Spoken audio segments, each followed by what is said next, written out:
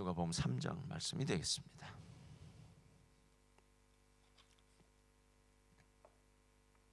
누가복음 3장 1절로부터 우리 한 목소리 봉독해 올리겠습니다. 누가복음 3장 1절로부터 봉독해 올리겠습니다. 3장 1절로부터 14절까지 우리 한번 다 같이 한 목소리로 봉독해 올리겠습니다. 시작.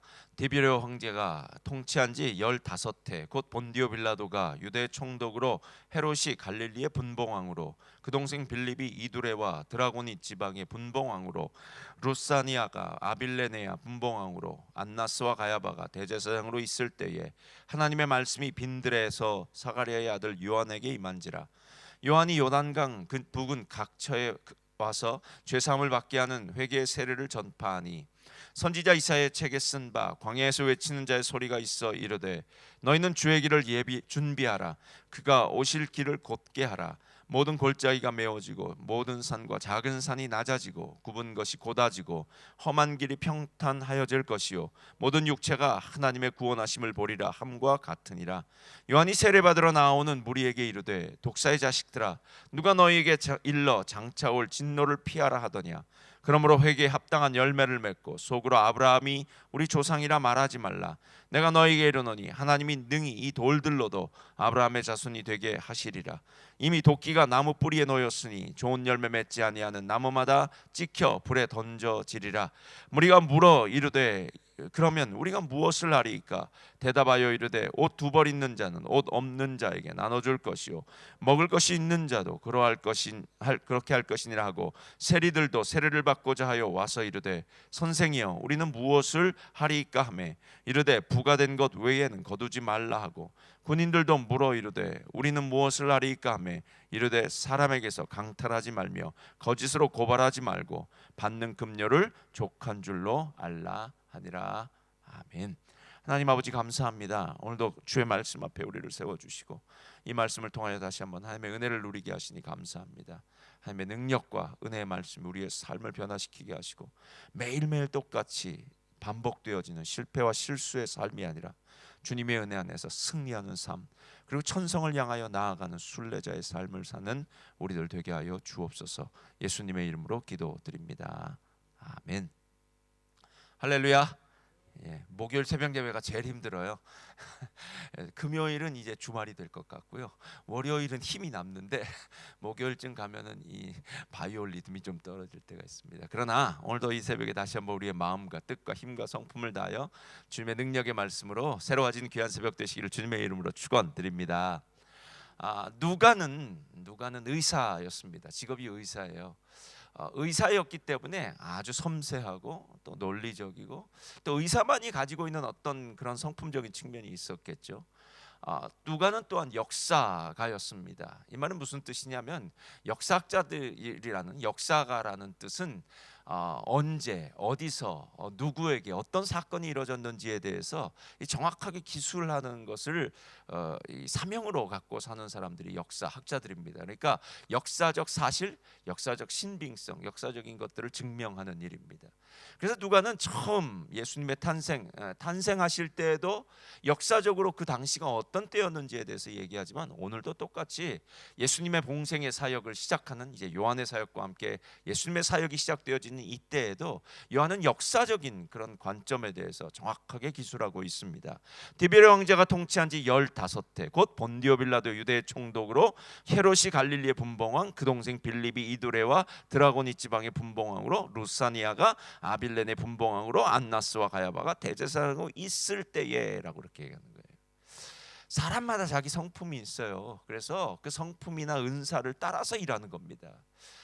저는 이 은사라는 측면을 훨씬 더 우리가 좀 개발해야 되지 않을까라는 생각이 들었어요. 기도의 은사가 있는 분들은 기도하시면 됩니다. 그게 사명이에요. 말씀의 은사가 있으면 말씀을 하면 됩니다. 접대 은사가 있는 사람은요 정말 죽었다 매일매일 접대하시면 됩니다. 왜냐하면 그것이 은사이기 때문에 은사를 통해서 하나님의 나라를 확장시켜가고 하나님의 영광을 돌리면 돼요.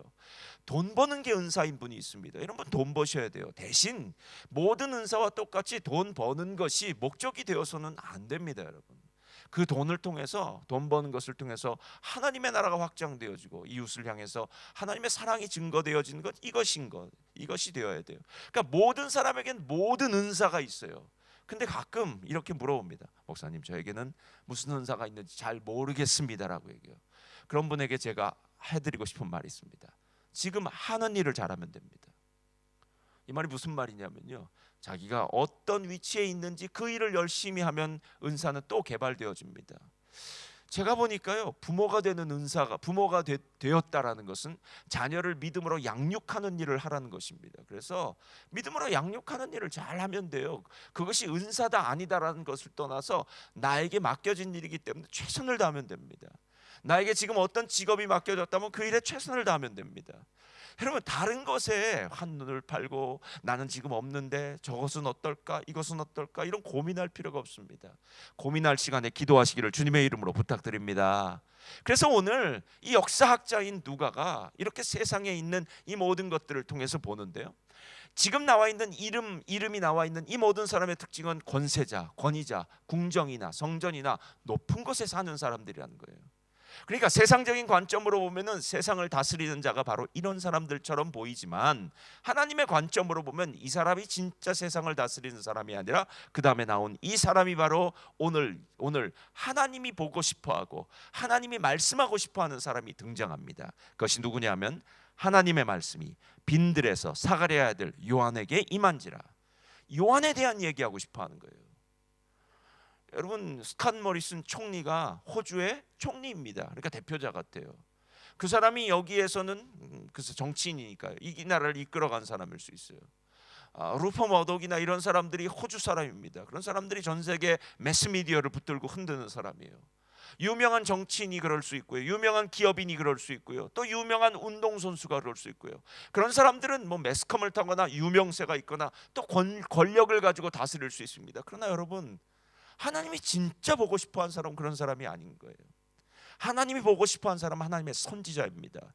하나님의 말씀이 빈들에 있는 이 세례 요한에게 임했다는 것은 구약에 나타난 선지자에게 하나님이 사명을 줄 때와 똑같은 이야기입니다. 이걸 우리가 선지자 포뮬라라고 하는데요, 선지자가 하나님 말씀 받아서 사명을 감당할 때 쓰는 똑같은 말이에요. 그러니까 하나님은 이 세상이 어떤 방식으로 돌아가건 그 와중 가운데서 하나님의 말씀을 받은 사람들을 하나씩 둘씩 세워가기 시작한다는 것입니다. 그래서 우리가 중요한 것입니다. 예수 그리스도를 안 믿는 가정에 우리를 불러주셨을 수도 있고요, 예수님과 상관없는 직장 생활 가운데 우리를 불러주셨을 있을 수가 있고요, 뭐 여기서 만나는 친구들 사이에서 우리를 불러주셨을 수도 있고요. 그 사람들이 나보다 잘 살고 훌륭하고 더 성공하고, 이게 뭐가 그렇게 중요합니까? 나를 하나님의 말씀으로 불러주셨는가, 나에게 사명을 주셨는가가 중요하지 않겠습니까? 그래서 오늘 세례 요한에 대해서 얘기하는, 선지자에 대해서 얘기하는 겁니다. 세례 요한에게 하나님 맡겨주신 두 가지, 실제로는 세 가지인데요, 세 가지 사명이 있어요. 첫째는 회개 세례를 베풀라고 불러주셨고요, 두 번째는 예수님을 메시아로 공표하는 사람이에요. 그러니까 예수님이 세례받으러 오셨을 때 그때 예수님의 머리 위에 성령이 임하시고, 이분이 바로 메시아다라는 것을 모든 사람에게 공표해줘요. 그리고 세 번째는 이 예수가 하나님의 아들이라는 것을 또 공표해주고 선포해주는 이 일을 감당하기 위해서 이 땅에 온 사람입니다. 그러니까 심플하죠. 그러나 한 가지 알아야 될 게 있어요. 이 세 가지 사역은 자신을 드러내는 사역이 아니라 예수를 드러내는 사역입니다. 살다 보니까 사람들은 참 교만하고 자기 자랑하고 싶어 하더라고요. 예전에도 뭐 그런 얘기 있었는데요, 한국에서는 그렇게 많이 한다고 그러는데 실제로는 그런 것 같아요. 각자 손자 자랑하려면 돈 내고 손자 자랑하자고 할머니들이 모여서 이렇게 얘기한답니다. 내 눈에는 너무 이쁘고 너무 귀한 손자들이죠. 그러나 그런 할머니들만 모두 모였을 때 그렇게 얘기하다 보면은 끝도 한도 없겠죠. 뭐 내가 성공한 이야기, 아니면 뭐 잘했던 이야기, 나에 대한 어떤 이야기 하고 싶을 거예요. 정말 하고 싶어요. 그러나 오늘 세례 요한의 모습을 통해서 너 이야기 말고 하나님 이야기, 예수님 이야기가 드러나야 되는 거예요. 누군가를 만났을 때 나라는 사람을 통해서 내 안에 있는 예수님이 진짜 드러나야 되겠는 거 아니겠냐는 거예요. 우리 목사님을 보면 예수님이 생각나. 야, 저 집사님을 보면 예수님이 느껴져. 이렇게 얘기하는 게 어쩌면 최고의 이야기 아닐까 하는 생각이 들어요. 세례요한이 그 요한복음 3장을 보면요, 제자들에게 이렇게 얘기합니다. 나는 망하여야겠고 그는 흥하여야 하리라. 여러분, 신앙은 내가 망하는 겁니다.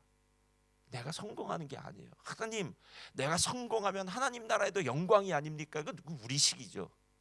하나님은 우리에게 그렇게 말씀하지 않아요. 넌 망해라. 넌 십자가에 죽어라. 내가 죽는 만큼, 망하는 만큼 내 안에 있는 예수는 훨씬 더 드러나게 되는 거예요. 근데 우리는 예수님과 함께 우리가 안 망했으면 좋겠죠.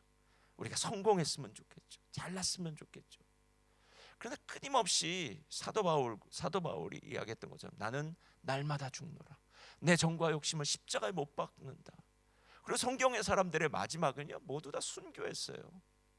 그러니까 우리가 생각하는 마지막이 해피엔딩이 아니라 인간적인 눈으로 보면 모두 다 새드엔딩이라는 거예요. 야, 저렇게 열심히 주의 일을 감당했는데 어떻게 저렇게 고생을 당하다가 저렇게 못 살다가 죽음을 당해? 라고 얘기하는 건 세상적인 관점이고요.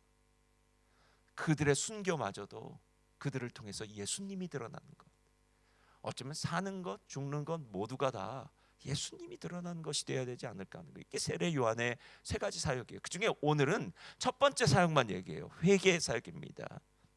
여러분 한번 보세요. 3절, 요한이 요단강 부근 근처에서 죄사함을 받게 하는 회개의 세례를 전파했다라고 얘기해요. 회개의 세례를 전파하기도 하고 실제로 세례를 주기도 했습니다. 이방인들 가운데 유대인으로 개종하려고 할 때는요, 이 물세례를 받아요. 그래서 세례는 그 개종의 증거로 세례를 받을 때가 있었어요. 근데 요한의 세례는 아주 특별해요. 요한이 예수님이 오실 그 길, 메시아가 오실 그 길을 예비하는 것이기 때문에 사람들로 하여금 먼저 회개의 세례를 통해서 자신을 깨끗하게 하는 거예요. 근데 오늘 이 말씀이 참 저도 다시 묵상하다가 마음에 크게 왔는데요, 요한이 어디 부근 각처에서요? 요단강에서요. 여러분, 요단강은 어떤 강입니까? 요단강은 약속의 땅 가나안을 들어오는 마지막 관문이에요. 그렇지 않습니까? 광야 생활을 마치고 이제 여호수아가 마지막 관문을 넘어 가나안 땅 들어가는 곳, 그 관문에 있는 것이 바로 요단강이에요. 어쩌면 우리는 모두 다 요단강을 건너야 될 사람이라는 거예요. 그러니까 요한이 지금 회개의 세례를 전파하는 건 모든 사람은 요단강을 건너야 된다. 요단에 죽었다가 살아나야 된다.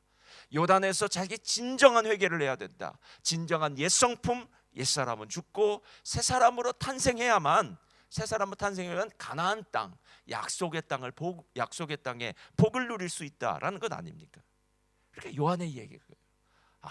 요단강에서 세례를 받아야 가나안 땅에 복을 누릴 수 있구나. 여러분, 기도에 그 5손가락 해가지고 맨날 하는 얘기 있어요. 아이들한테도 기도 가르칠 때도 해요. 제일 먼저 첫 번째 손가락은 하나님 아버지, 두 번째 손가락 감사하고 찬양합니다.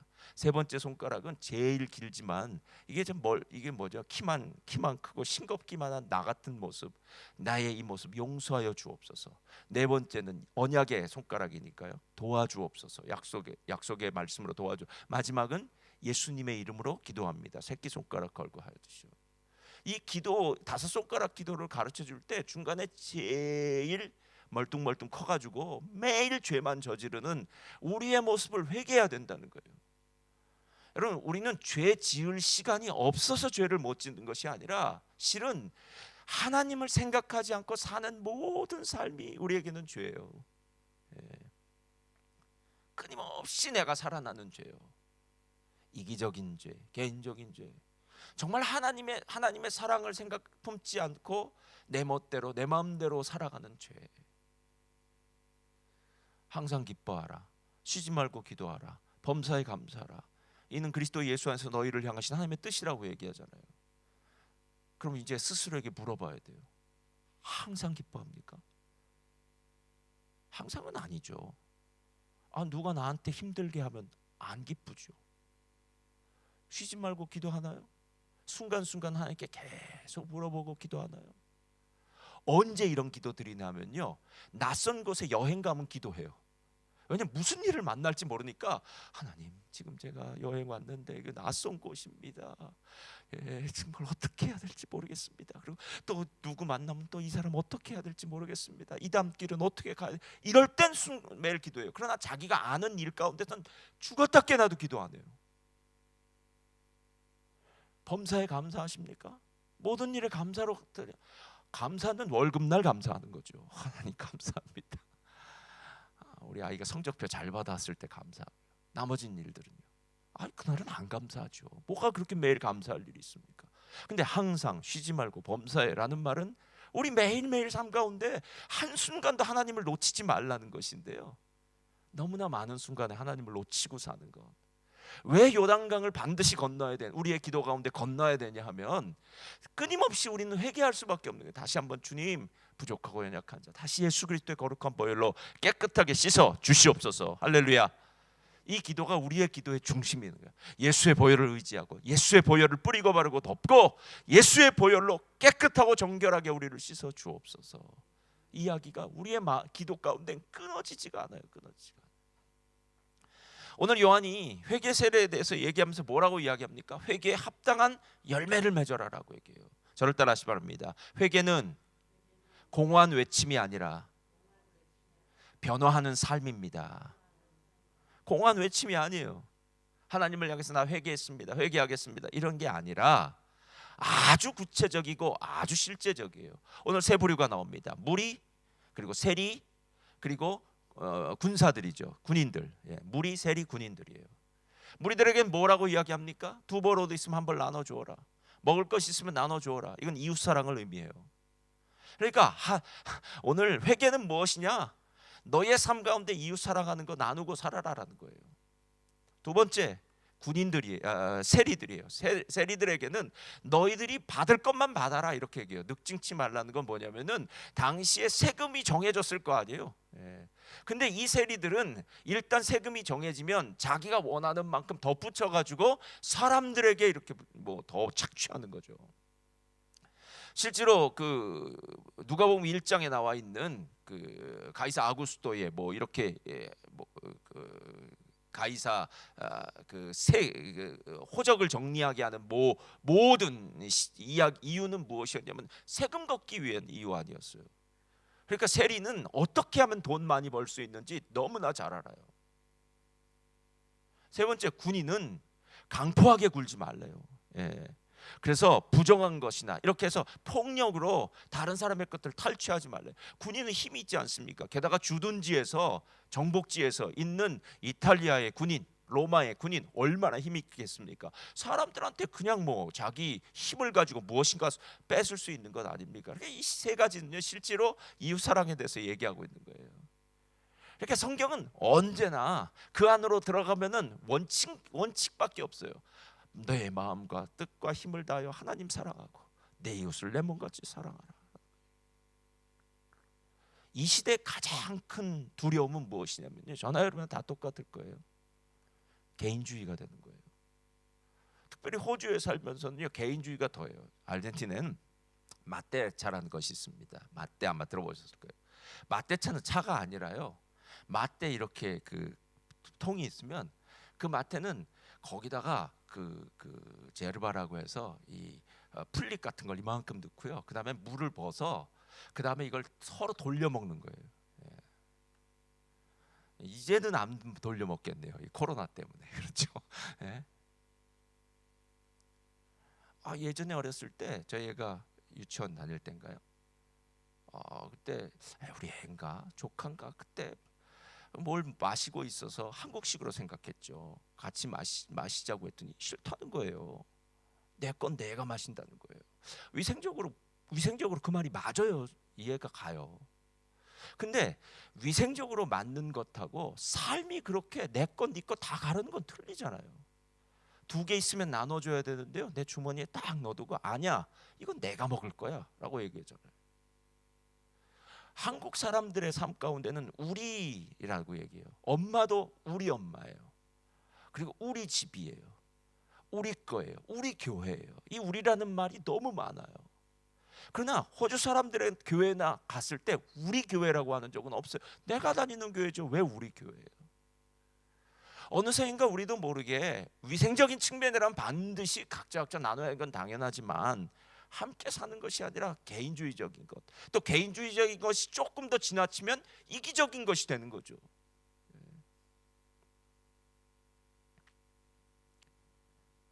오늘 실질적인 회개의 모습은요, 이웃사랑입니다. 있는 거 나눠 주어라.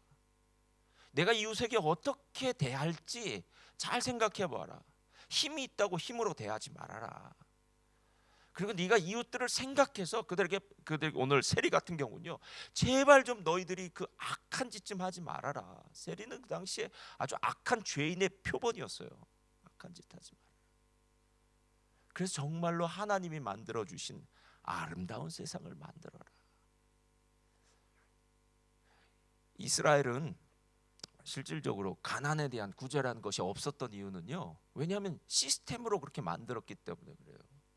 3년의 11조는 가난한 사람들에게 다 나눠주게 되어 있고요. 그리고 고아와 과부를 위해서요, 나눠주는 일이 아주 일상화가 되어 있어요. 밭에 모퉁이 모서리 깎지 말아라. 떨어진 이삭 다시 가서 줍지 말아라. 가난한 사람들이 주어야 되니까요. 한번 털고 난 그 나무의 열매들 더 털지 말아라. 우리 한국 사람들은 하여튼 악착같이 모든 것 씨를 말려서 다 털어갈, 이거 하지 말아라. 좀 남겨두어라. 가난한 사람들을 위해서. 오늘 이 이웃사랑의 진짜 모습이 진정한 회개라는 거 다시 한번 마음에 새기시고요. 하나님께서 우리에게 요단강 건너라고 하시는구나. 나에게 있어서 요단강은 어떤 것인가. 실질적인 회개가 우리의 삶 가운데 있으시기를 주님의 이름으로 부탁드립니다.